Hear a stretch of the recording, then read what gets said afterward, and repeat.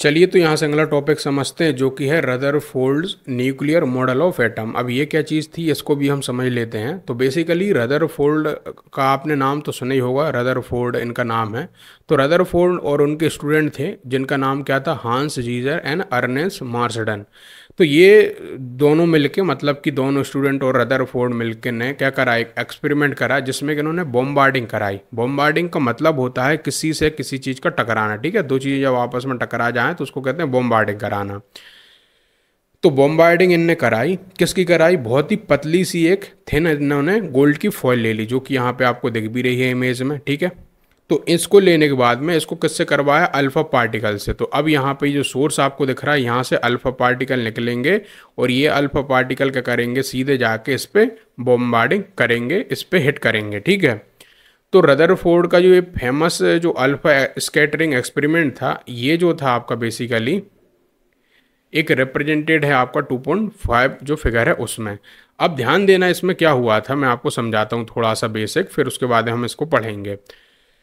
तो ये पूरा सेटअप देख लो एक बार ध्यान से, फिर हम पढ़ना शुरू करेंगे। तो ये पूरा एक क्या है, सोर्स है जहाँ से अल्फा पार्टिकल निकल रहा है इस तरीके से, ठीक है। और यहाँ पे लेड की प्लेट इसलिए लगाई है कि अल्फा जो पार्टिकल आपका निकल रहा है वो कहीं इधर उधर न जाए, बल्कि एक सीधी रेखा में जाए, ठीक है।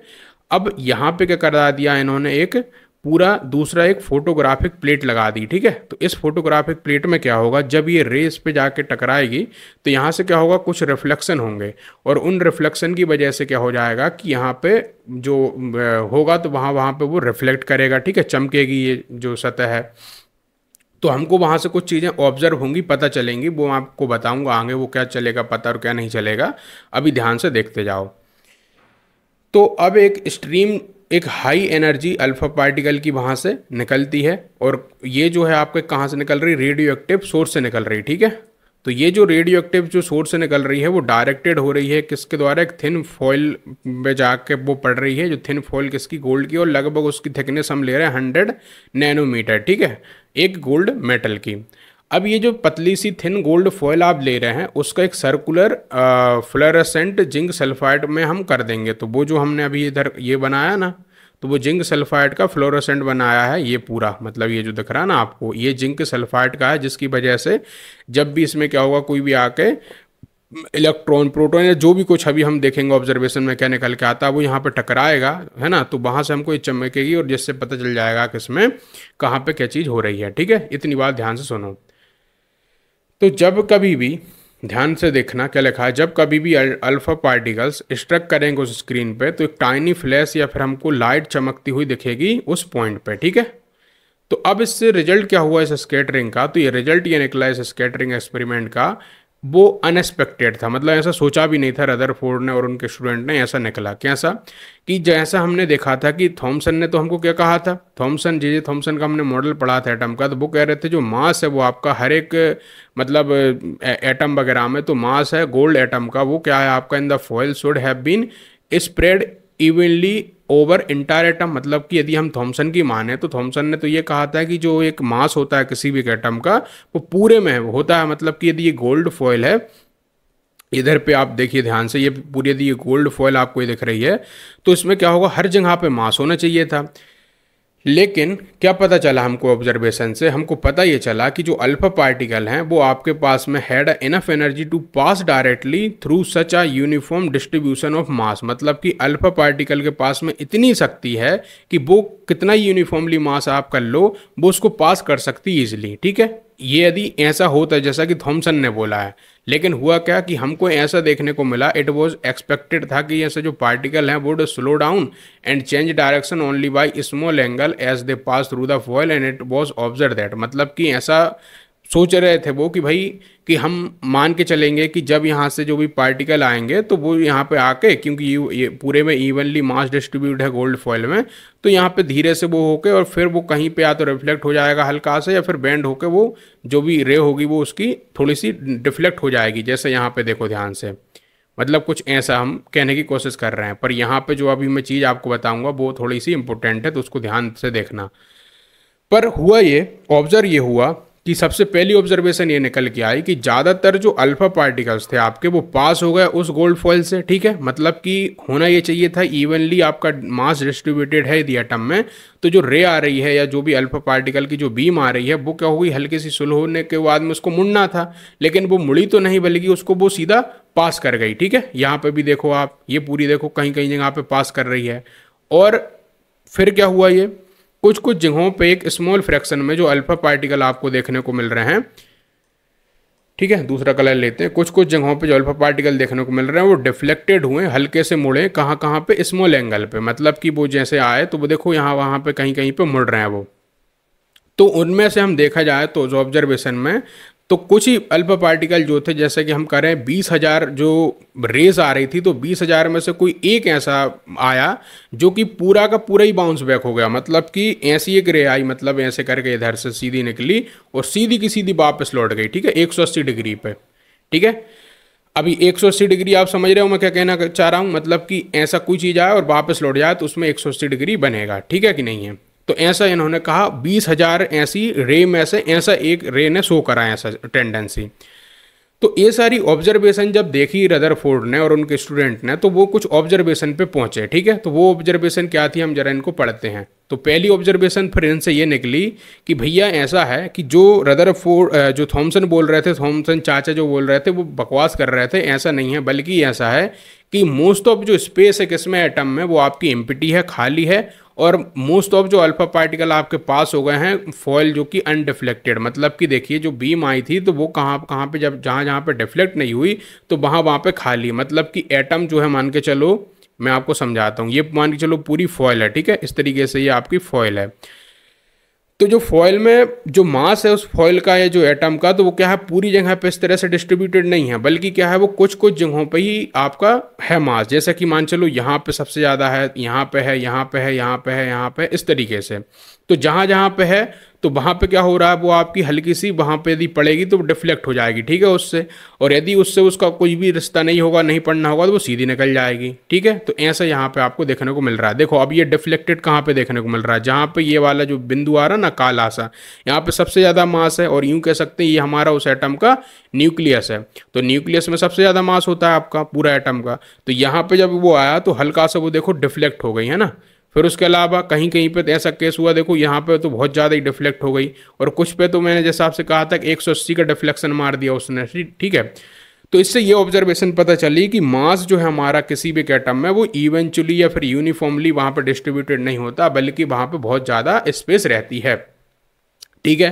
फिर इसके अलावा पता चला कि कुछ ऐसे पॉजिटिव आपके, ठीक है, कुछ पॉजिटिव आपके चार्ज अल्फा पार्टिकल हैं आपके, ठीक है, ठीक है। तो मैंने क्या कहा है आपसे कि कुछ जो हैं उसमें से फ्यू जो चार्ज अल्फा पार्टिकल थे वो डिफ्लेक्टेड हो रहे थे। तो अब ये जो डिफ्लेक्शन उनमें आ रहा है तो वो इसलिए आ रहा है क्योंकि वहाँ पे इनॉर्मस रिपल्सिव एक फोर्स लग रहा है, जो कि यहाँ पे एक पॉजिटिव चार्ज की वजह से क्रिएट हो रहा है उस एटम के अंदर में। और वो जो कि क्या है, नहीं स्प्रेड है पूरी तरीके से एटम में, जो कि थॉमसन ने जैसा कि प्रे एज्यूम करा था। देख रहे हो कितना खतरनाक तरीके से एनसीईआरटी वाले लिखते हैं इंग्लिश, देखा कैसे घुमा घुमा के लिखा था, पर मैंने आपको समझा दिया ये पूरी लाइन क्या कह रही है। ये लाइन ये कह रही है कि जैसा थॉमसन ने माना था कि पूरे में क्या है आपका मास डिस्ट्रीब्यूटेड है, तो ये वाला पॉइंट्स हमको ये क्लियर हो गया जब हमने करा डिफ्लेक्शन आया, तो मास पूरी तरीके से डिफ्लेक्टेड या पूरी तरीके से वहाँ पे नहीं होता, बल्कि कुछ कुछ जगहों पे मास होता है, जो कि वो पॉजिटिव चार्ज की वजह से हमको देखने को मिलता है एटम में, ठीक है। अब आगे देखो भाई, अब जो पॉजिटिव चार्ज हैं हैज़ टू बी कंसंट्रेटेड, मतलब जो हम पॉजिटिव चार्ज बार बार बोल रहे हैं वो क्या है आपके कंसंट्रेटेड है। कंसंट्रेटेड का मतलब है वो एक जगह ही है आपके पूरे उस स्मॉल वॉल्यूम में, ठीक है, मतलब कि पूरे उस एटम में वो कोई एक पॉइंट पे वहाँ पे वो हैं जो कि रिपेल कर रहे हैं या फिर डिफ्लेक्ट कर रहे हैं उस पॉजिटिव चार्ज अल्फा पार्टिकल को, ठीक है। तो यहाँ पे जो पॉजिटिव चार्ज है वो कुछ और नहीं है बल्कि वो प्रोटॉन है, ठीक है, ये तो हम सब जानते हैं। प्रोटॉन और न्यूट्रॉन जो होते हैं आपके आपस में मिलके एक पूरा क्या करते हैं, न्यूक्लियस को बनाते हैं उसका, किसका न्यूक्लियस बनाते हैं, एक एटम का। तो ये जो है आपका पॉजिटिव चार्ज है, और पॉजिटिव जो अल्फा बीम आ रही है आपकी वो भी पॉजिटिव है, तो पॉजिटिव की वजह से वो क्या कर रही है, डिफ्लेक्ट कर रहे हैं, ये तो हम समझ गए। पर वो ये चीज़ बोल रहा है कि वो पूरे में नहीं है वो पॉजिटिव चार्ज, बल्कि कहीं एक जगह पर सेंटर्ड है, ठीक है। आंगली ऑब्जर्वेशन देखो जो कि इन्होंने रदरफोर्ड और उनके जो शिष्य थे उन्होंने लगाई, क्या लगाई उन्होंने कि कैलकुलेशंस बाई रदरफोर्ड ये शो करता है कि जो वॉल्यूम है आपकी ऑक्युपाइड है आपकी न्यूक्लियस के द्वारा is negligibly small as compare to the total volume of atom. आप समझो इस बात को क्या है।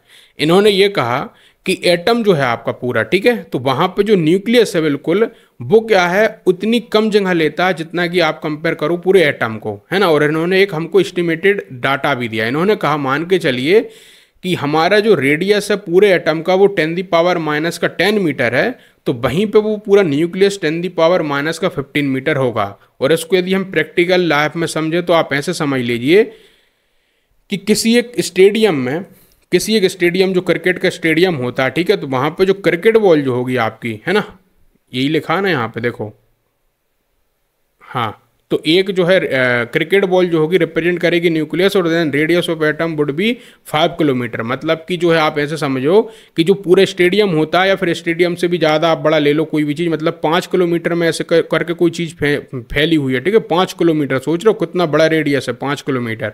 तो वहाँ पर 5 किलोमीटर रेडियस में जाके एक बिंदु पे आपको जो बॉल दिख रही है वो आपका इतना जो है कम जगह पे होता है आपका कौन, न्यूक्लियस। तो इससे ये हमको प्रूव हुआ। अब रियल लाइफ में आप कहेंगे कि सर हम ऐसे अभी कोई चीज़ को देखें तो इतनी तो कोई बड़ी नहीं होती है, तो फिर ये कैसे दे रहे हैं? वो एक एस्टिमेटेड डाटा दे रहे हैं। वो इनका कहने का ये है कि एटम में न्यूक्लियस बहुत ही कम जगह पे होता है और बिल्कुल सेंटर में होता है, ठीक है। ये ऑब्जर्वेशन हमको मिलती है। अब इन्हीं ऑब्जर्वेशन से कुछ हम कंक्लूजन बनाते हैं और रदरफोर्ड का जो एक्सपेरिमेंट है उसको सफल करते हैं इनको समझ के। देखिए सबसे पहला तो कि जो पॉजिटिव चार्ज आपका है, ठीक है, positive charge most of mass जो है उस एटम का वो डेंसली कंसंट्रेटेड है। डेंसली का मतलब है कि वो उसकी जो डेंसिटी है वो एक ही जगह पे है पूरी और वो एक स्मॉल रीजन में है, ठीक है। और ये जो वेरी स्मॉल पोर्शन की हम बात कर रहे हैं उस एटम का, उसका नाम है न्यूक्लियस। तो अब आपसे कोई पूछे आके कि सर बताइए कि रदरफोर्ड ने बेसिकली हमको क्या बताया, तो रदरफोर्ड ने हमको बस न्यूक्लियस की डिस्कवरी करके दी, इतना आप याद रखना, ठीक है। वहीं पे न्यूट्रॉन की यदि आपसे पूछ लेगा तो वो चैडविक ने दी थी, ठीक है। कहीं यहाँ पे बहुत कंफ्यूज होते हैं लोग, एक तो चैडविक को और रदरफोर्ड को एक कर देते हैं। वो सोचते हैं कि न्यूक्लियस और न्यूट्रॉन एक ही हैं और वो सोचते हैं कि उनका जो है थ्योरी उन्होंने दी है ना, ऐसा नहीं है। फिर अगला देख लो क्या है कि जो न्यूक्लियस आपका है वो क्या होता है रदरफोर्ड के अकॉर्डिंग, है ना, समझिए इस बात को। रदरफोर्ड के अकॉर्डिंग जो न्यूक्लियस आपका वो सराउंडेड होता है किसके द्वारा, इलेक्ट्रॉन्स के द्वारा, जो कि मूव करते रहते हैं उसके चारों तरफ उस न्यूक्लियस के, जो कि एक हाई स्पीड में मूव करते हैं, ठीक है, और एक सर्कुलर पाथ में जो है वो मूव करते हैं, जैसा कि हम ऑर्बिट कह सकते हैं, ठीक है। तो आपने सोलर सिस्टम देखा होगा तो उसमें ऑर्बिट होती है हर एक प्लानेट की अपनी अपनी। तो ऐसे ही इन्होंने एक एटम के अंदर में जो इलेक्ट्रॉन है उसको ऑर्बिट में बना दिया। मतलब कि ऐसा कहा इन्होंने कि मान चलो ये सेंटर पे आपका कौन है, न्यूक्लियस है, तो उसके चारों ओर इस तरह से एटम जो इलेक्ट्रॉन है वो घूमते रहेंगे। पर इन्होंने कुछ ऐसा नहीं बताया हमको किस में कितने एटम है, क्या है वो, कितने में कितने इलेक्ट्रॉन है वगैरह वगैरह। वो मांगे देखेंगे बोहर का जब हम इलेक्ट्रॉनिक जो मॉडल पढ़ेंगे उसमें, ठीक है। फिर इसके अलावा रदरफोर्ड का जो मॉडल था एटम का वो कहीं कहीं हमको सोलर सिस्टम की याद दिलाता है ना, वो मैंने आपको अभी बताया है। तो यहाँ पे जो न्यूक्लियस है मान लीजिए वो है सन है और जो आपके इलेक्ट्रॉन है वो आपके प्लैनेट्स हैं। तो ऐसे करके इन्होंने बताया। फिर इसके अलावा इन्होंने एक और बात बताई कि जो इलेक्ट्रॉन है आपके एंड जो न्यूक्लियस है वो हेल्ड होते हैं टुगेदर एक इलेक्ट्रोस्टैटिक फोर्स की वजह से, जिसको हम इलेक्ट्रोस्टैटिक फोर्स ऑफ अट्रैक्शन कह रहे हैं उसकी वजह से। मतलब कि ये दोनों आपस में इसलिए हैं क्योंकि एक दूसरे को ही खींचते रहते हैं। अब यहीं पे ये जो थ्योरी है ना इसी पॉइंट पे हो जाती है खराब एकदम से। क्यों? क्योंकि यार कोई चीज़ किसी को खींच रही है तो आपस में वो जाके जब खिंचाव उनमें ज़्यादा हो जाएगा तो अल्टीमेटली तो वो कोलैप्स कर जाएगा, मतलब ख़त्म हो जाएगा वहाँ पे। तो ये इसलिए ये वाले पॉइंट में ये थ्योरी एकदम से डाउन होने लगती, ठीक है। अब हम समझेंगे कि इसको कैसे सही करा जाएगा। अब इतना हमें आइडिया तो लग गया भैया एटम कैसा होता है, न्यूक्लियस होता है, उसके अंदर में न्यूट्रॉन होते हैं, प्रोटॉन होते हैं, वगैरह वगैरह बातें हम समझ गए। तो अब हम आगे समझते हैं कि इसी चीज़ में आपका कि एटमिक नंबर क्या होता है किसी भी एटम का और उसका मास नंबर क्या होता है, ठीक है। ये हमको थोड़ा सा समझना है, फिर उसके बाद में असली केमिस्ट्री शुरू होगी, ठीक है। ये सब आपके समझ लो 9th क्लास वाले टॉपिक है जो मैं आपको पढ़ा रहा हूँ यहाँ पे। सुनो अब तो अब जो प्रेजेंस है भाई साहब पॉजिटिव चार्ज का उस न्यूक्लियस में वो किसकी वजह से है, वो प्रोटॉन की और न्यूट्रॉन की न्यूक्लियस की वजह से है, ठीक है। याद रखना क्या कहा मैंने आपसे कि मैंने इसको शायद गलत पढ़ लिया है, देखो फिर से बोलता हूँ। जो प्रेजेंस है पॉजिटिव चार्ज का एक न्यूक्लियस के अंदर में वो प्रोटॉन की वजह से है जो कि उस न्यूक्लियस में होता है और जो कि स्टेबलाइज हो चुका था पहले ही क्या कि जो चार्ज है भाई साहब किसी भी एक प्रोटॉन का इक्वल होता है opposite to that of the electron के, मतलब कि जितना आपका प्रोटॉन का चार्ज होता है ना आपका ई पॉजिटिव, तो वहीं पे ई नेगेटिव आपका किसका चार्ज है, इलेक्ट्रॉन का। ठीक है, तो ये बात आपको याद होनी चाहिए। और बराबर होता है, ये हमने पहले भी देखा है।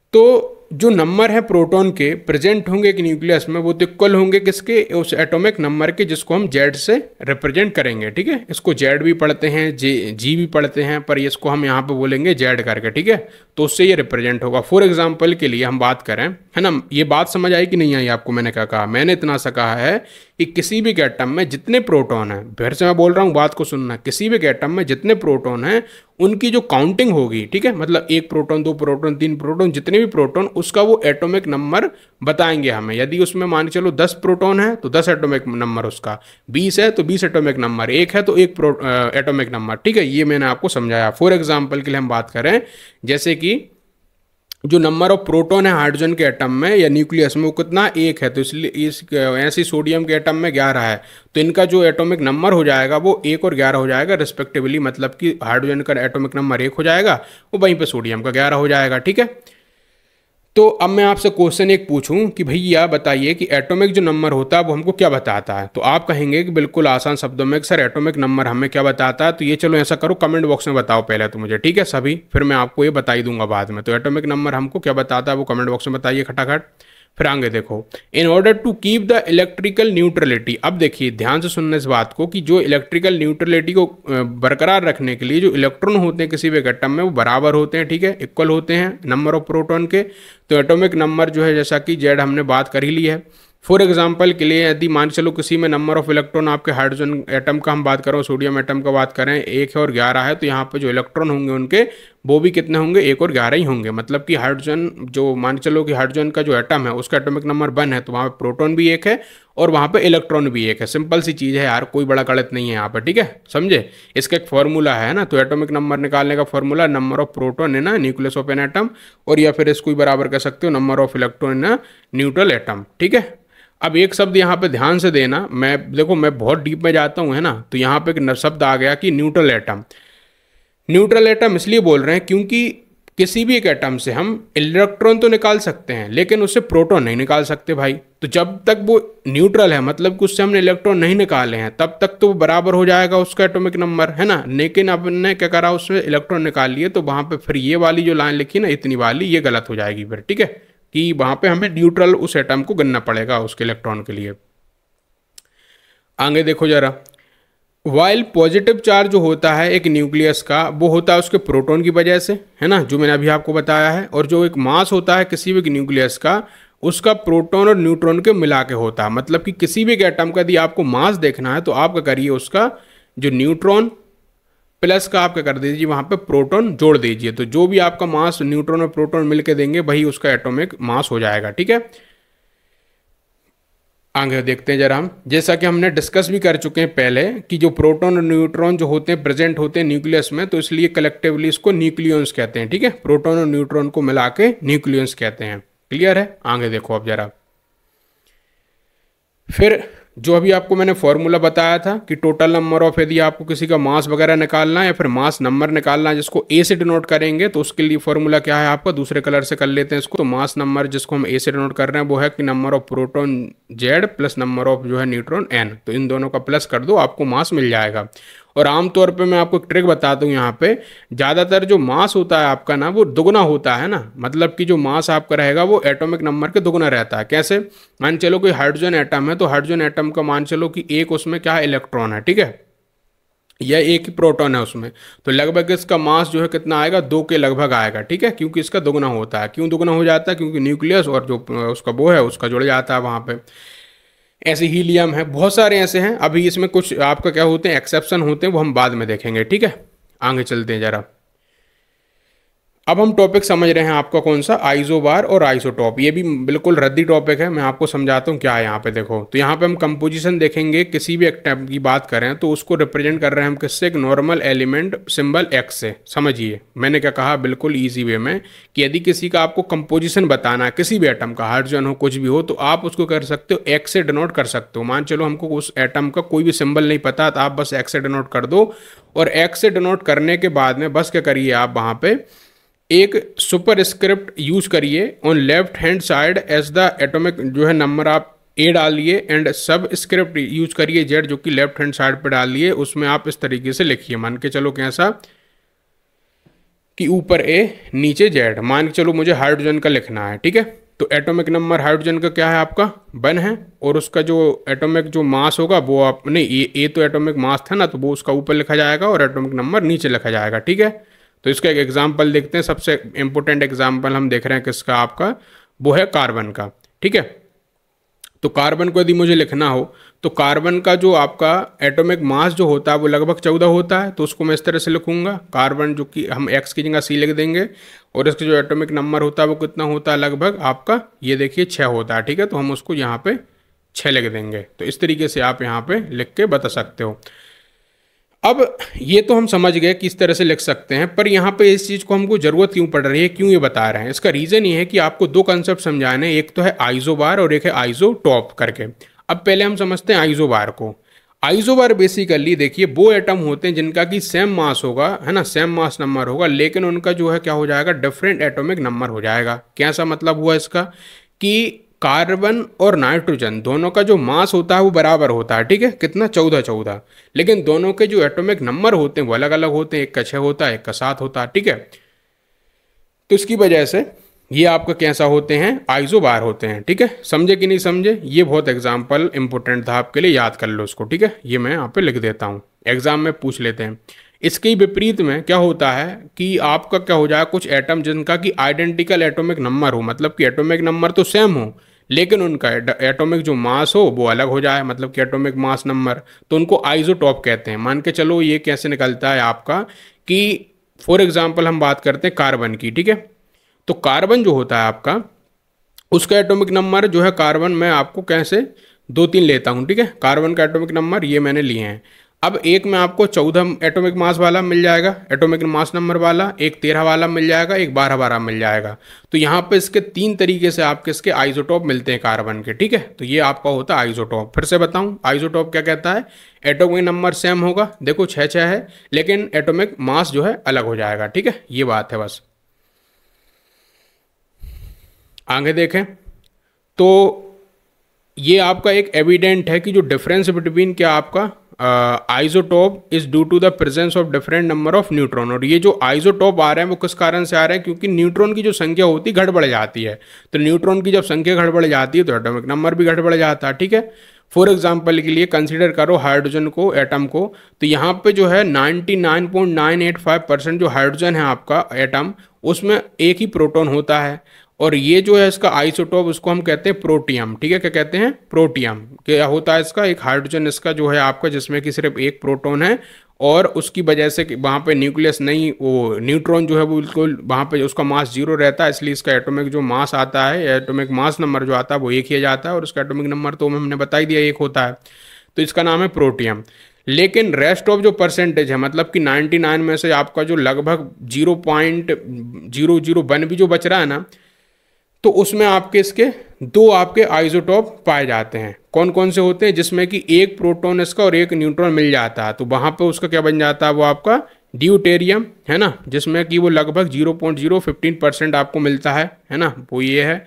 और एक और दूसरा है जिसमें कि एक प्रोटॉन और 2 न्यूट्रॉन मिल जाते हैं, उसका नाम है ट्राइटियम, ठीक है। क्या नाम है, ट्राइटियम। ये आपके जो मैंने एग्जांपल बताया ना, तीनों ये हाइड्रोजन के आइसोटॉप्स हैं, ये आपके एग्जाम में पूछ चुके हैं आपके नीट वगैरह में, ठीक है। हाइड्रोजन के तीनों को याद कर लेना इनके नाम, ठीक है। आगे देखें, फिर बाद में हम देखें लेटर जो आइसोटॉप इज फाउंड इन जो है trace amount on the earth, मतलब कि जो बाद में आइसोटॉप आपके ट्रेस अमाउंट में पाए गए। और अदर एग्जांपल जो कि कॉमनली अकोरेब आइसोटॉप है, तो वो आपका कार्बन एटम है, जिसमें कि आपको 6, 7 और 8 न्यूट्रॉन का मिलता है, बिसाइड जो कि 6 प्रोटॉन उसमें होते हैं। मतलब कि वहाँ पे प्रोटॉन तो सेम होते हैं, बट वहाँ पे न्यूट्रॉन की संख्या बढ़ जाती है ना, कार्बन में कभी आपको 6, 7, 8 ऐसा मिलता है। तो मैंने आपको अभी एग्जाम्पल ही बताया था, ठीक है।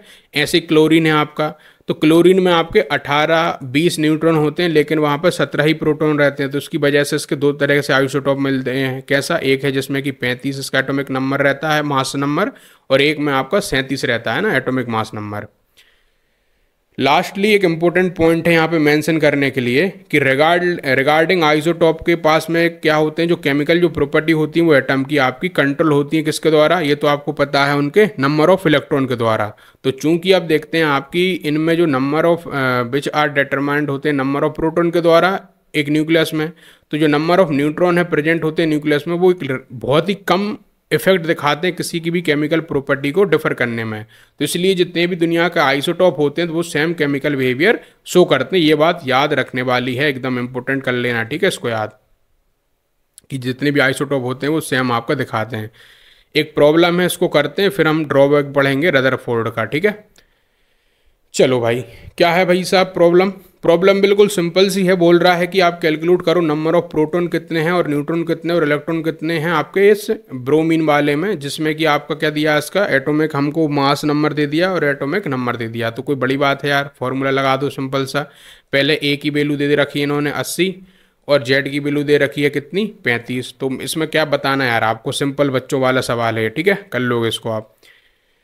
फॉर्मूला हम पुट करके निकल जाएंगे। अब ऐसे ही देखो, नंबर ऑफ इलेक्ट्रॉन प्रोटॉन और न्यूट्रॉन बताना है कि स्पीसीज का इक्वल है 18 16 और 16 रिस्पेक्टिबिलिटी। अजाइन करो प्रॉपर सिंबल और स्पीसीज क्या होगा इसका, ठीक है। मतलब क्या कह रहा है वो, इसका इलेक्ट्रॉन प्रोटॉन और न्यूट्रॉन आपका, ठीक है। मतलब कि इसमें इलेक्ट्रॉन कितने हैं, 18 हैं, प्रोटॉन 16 हैं और न्यूट्रॉन कितने हैं, 16 हैं। तो आप बताओ कि इसको हम किस में डालेंगे या क्या है ये। तो बिल्कुल आसान है यार, मैं बिल्कुल देख के बता दूंगा आपको। सबसे पहली बात तो देखो कि जो एटॉमिक नंबर है आपका इक्वल है नंबर ऑफ प्रोटॉन के 16 है, तो 16 जो एलिमेंट होता है वो आपका सल्फर होता है, हमको पता चल गया। अब दोनों को जोड़ देंगे प्रोटॉन और न्यूट्रॉन को, तो 16 16 32 होता है, तो सल्फर का हमको एटॉमिक नंबर भी पता चल गया। कोई बड़ी बात है क्या? बिल्कुल हलवा है यार, है ना, इसको छोड़ो अभी। तो अब हम सबसे इंपॉर्टेंट टॉपिक की तरफ बढ़ रहे हैं, जो कि है ड्रॉबैक क्या थे रदरफोर्ड के मॉडल में, ठीक है। तो बहुत सारे ड्रॉबैक थे, मैं आपको एक एक करके जरा समझाता हूँ।